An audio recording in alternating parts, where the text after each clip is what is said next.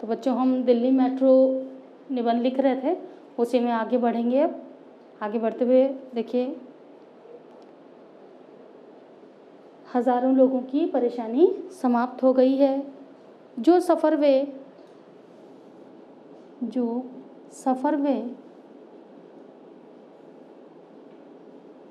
3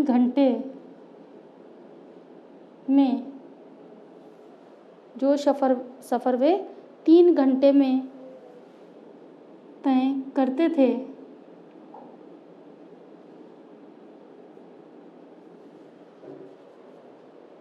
metro सेवा के कारण वह दूरी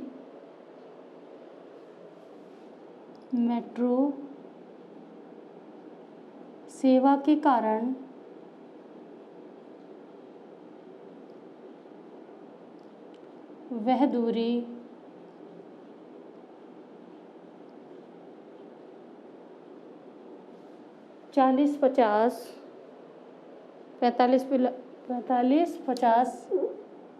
मिनट में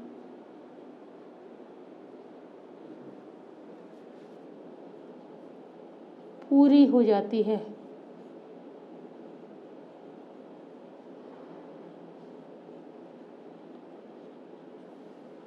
वह दूरी 45-50 मिनट में पूरी हो जाती है। मेट्रो में यात्री कार्ड के रूप में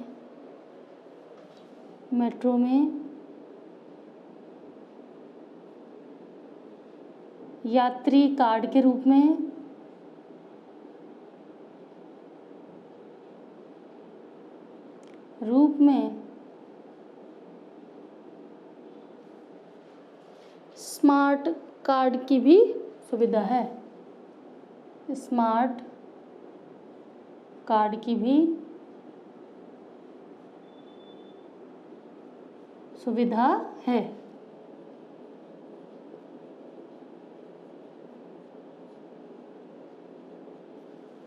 स्मार्ट कार्ड भी, जो यात्री कार्ड के रूप में स्मार्ट कार्ड की भी अब सुविधा है, जिसके अंतर्गत यात्री द्वारा दी गई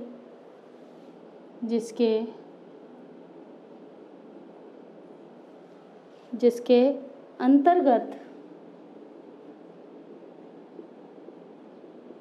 यात्री द्वारा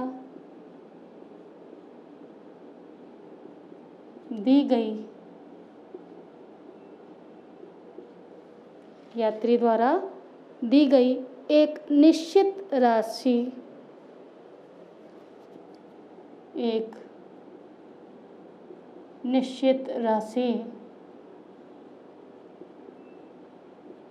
उसके कार्ड में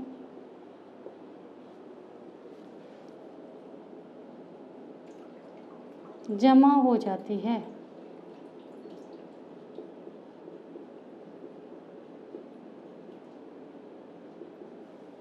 निश्चित राशि उसके कार्ड में जमा हो जाती है तथा प्रत्येक यात्रा पर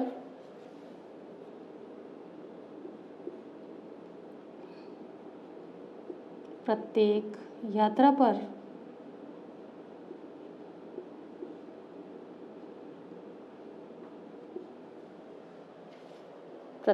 पर केवल स्वचालित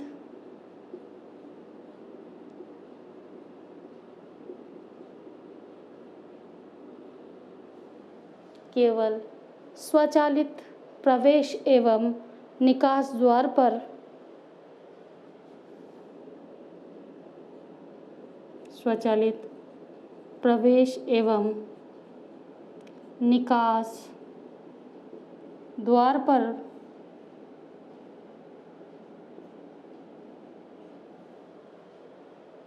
द्वार पर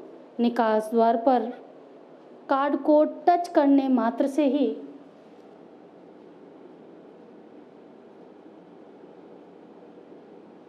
टच करने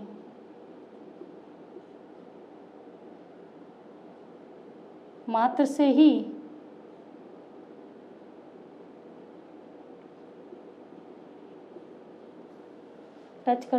से ही यात्रा की दूरी का किराया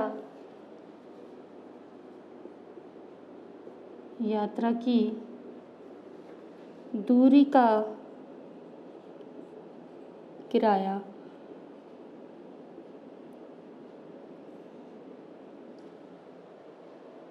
उसमें से कट जाता है,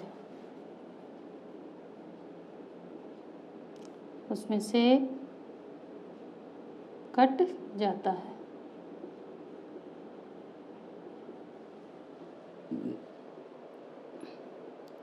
स्मार्ट कार्ड मेट्रो यात्रियों के लिए, स्मार्ट कार्ड मेट्रो यात्रियों के लिए,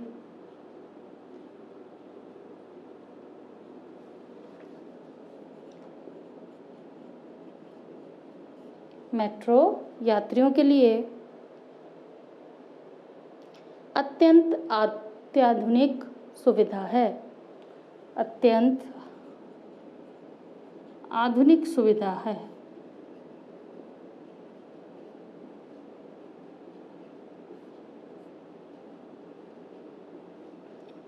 सुविधा है,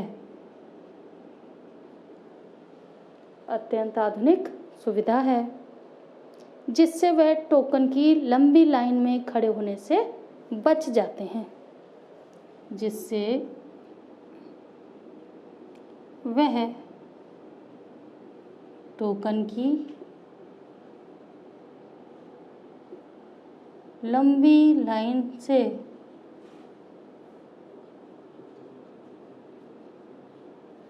लंबी लाइन में खड़े होने से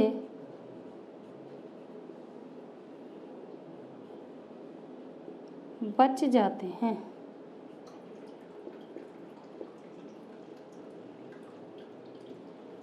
क्योंकि उनके पास स्मार्ट कार्ड है, इसलिए वो लाइन में उन्हें नहीं लगना पड़ता है।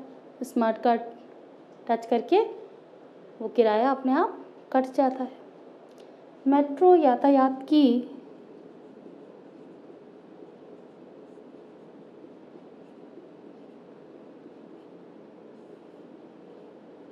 सुविधा, मेट्रो यातायात की सुविधा मेट्रो यातायात का सुविधाजनक साधन है।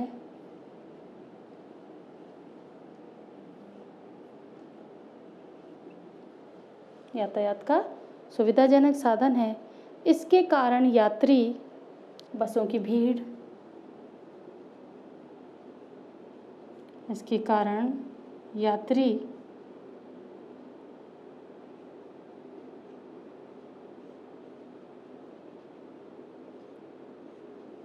बसों की भीड़,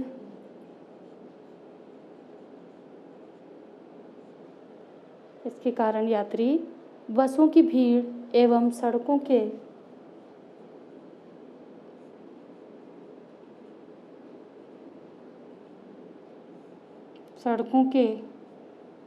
जाम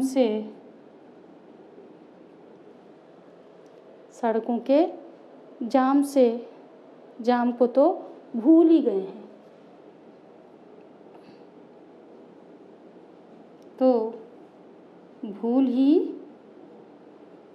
हैं। अब क्योंकि बसों में उन्हें जाना नहीं पड़ता और जाम ही नहीं लगता। अगर सड़क से जाएंगे बसों से तो जाम लग जाता है, क्योंकि भीड़ इतनी है। मेट्रो में सफ़र करने से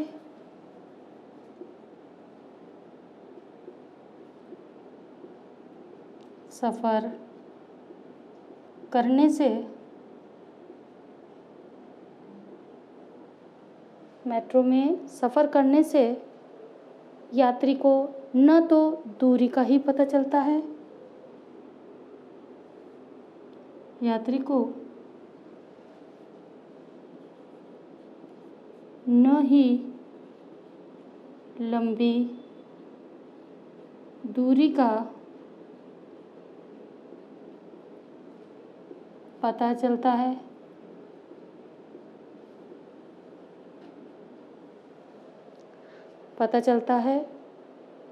और ना ही थकान का एहसास हो पाता है, चल पाता है, ना ही थकान का एहसास हो पाता है।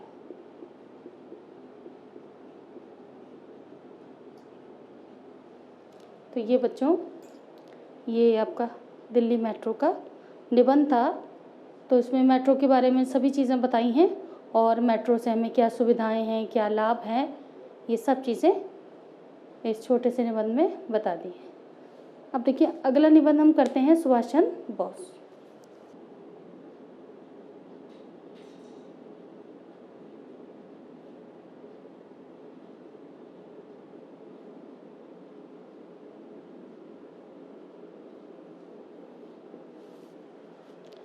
सुभाष चंद्र बोस।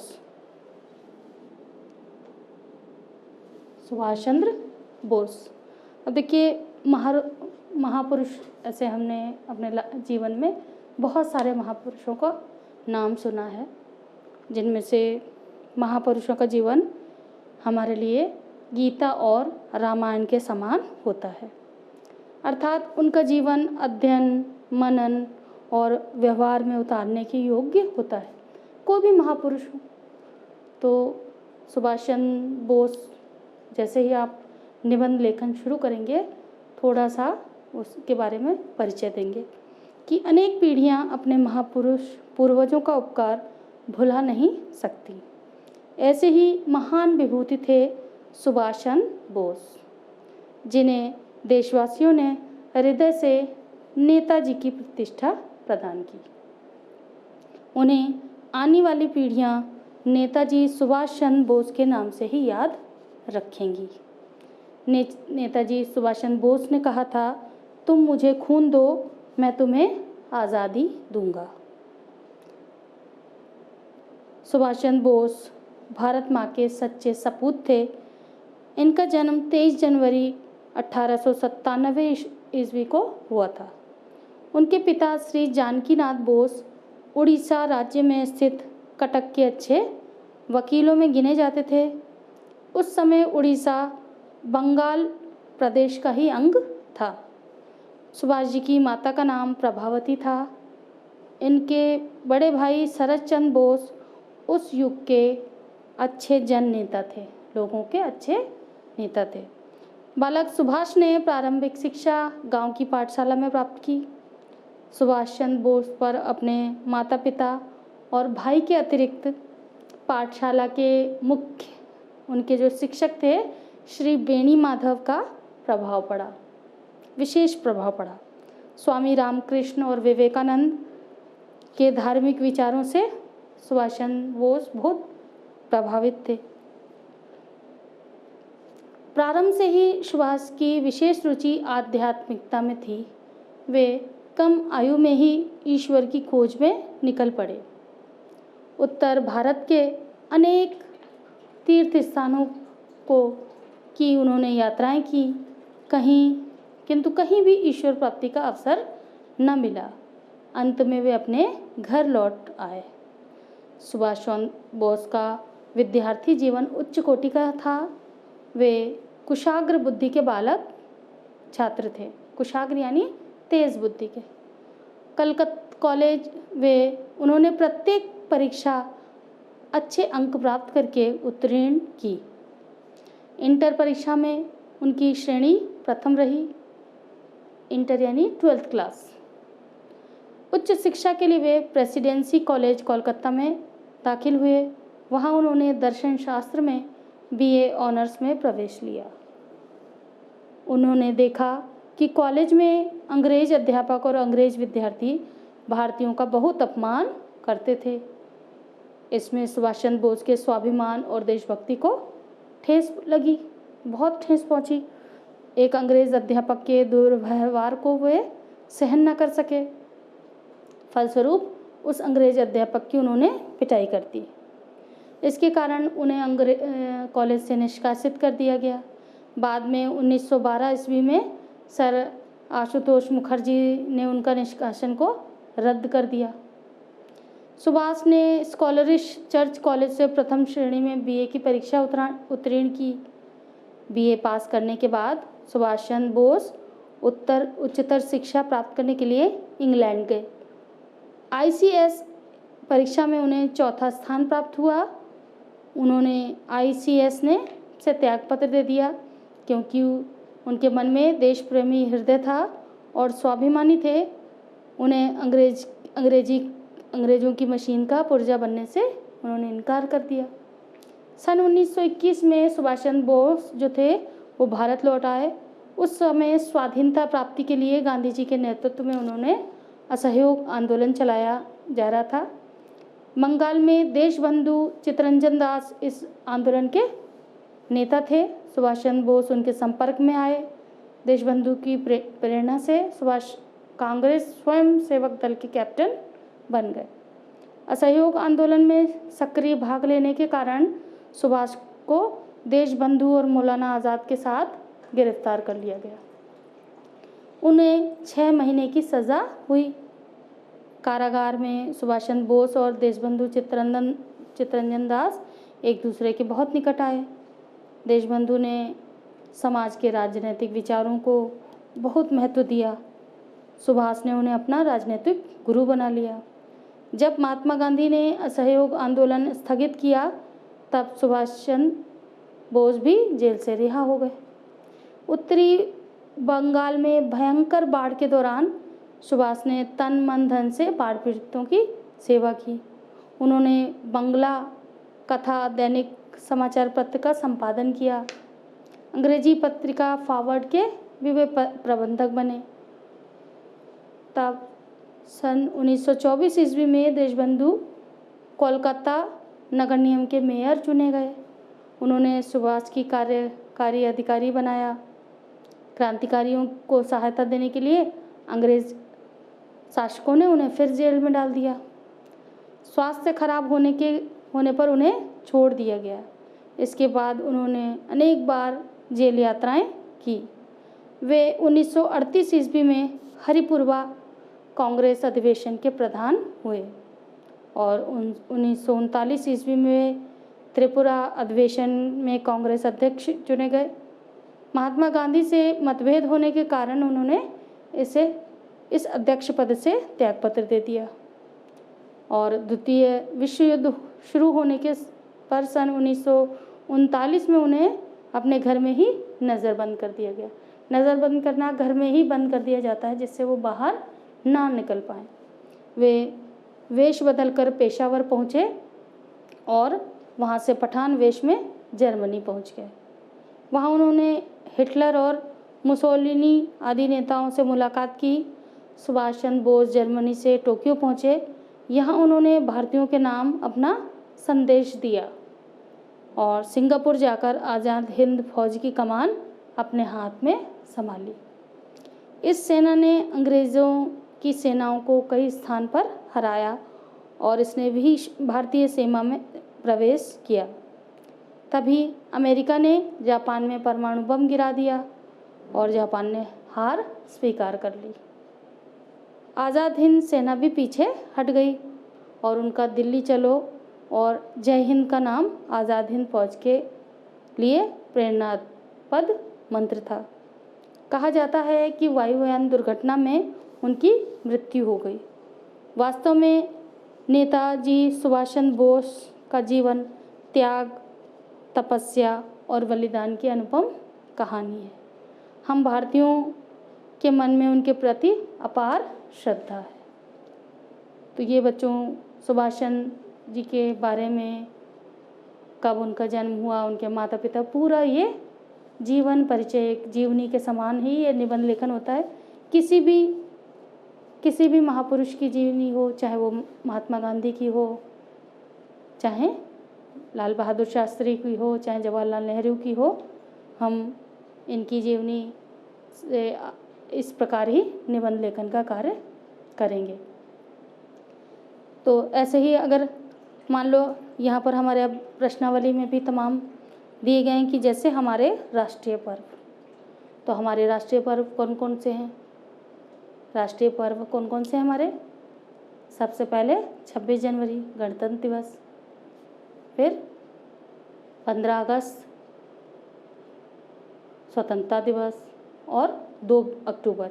ये हमारे क्या हैं? राष्ट्रीय पर्व हैं। इनको हम राष्ट्रीय पर्व के नाम से जानते हैं। और दूसरा है हमारे धार्मिक त्यौहार। हमारे धार्मिक त्यौहार बहुत सारे हमारे धार्मिक त्यौहार हैं। होली है, दिवाली है, दशहरा है, ईद है, क्रिसमस है, ये सब हमारे धार्मिक त्यौहार ही कहलाते हैं। ऐसे ही खेलों का महत्व, अगला निबंध हमारा है खेलों का महत्व। अब खेलों का हमारे जीवन में क्या उपयोगिता है, खेलों के द्वारा हमें क्या प्राप्त होता है और खेलों का हमारे जीवन में क्या महत्व है, इसके बारे में मैं आपको थोड़ा सा बताऊंगी कैसे निबंध लिखते हैं। फिर है आदर्श मित्र।